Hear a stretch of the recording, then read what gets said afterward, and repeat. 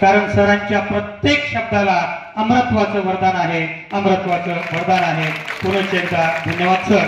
खरोखरच आपण उद्याच्या भारताचं उज्ज्वल भविष्य असणाऱ्या आमच्या या विद्यार्थ्यांना आणि त्या विद्यार्थ्यांना स्वत्वाची जाणीव करून दिला आणि अत्यंत परिणामदायी असं मार्गदर्शन केलं, त्याबद्दल पुन्हा एकदा धन्यवाद सरांच्या.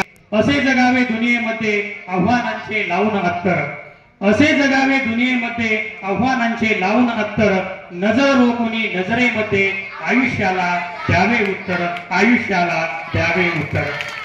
पाय असावे जमिनीवरती, पाय असावे जमिनीवरती, कवीत अंबर घेताना, हसू असावे ओठावरती, काळीज काढून देताना.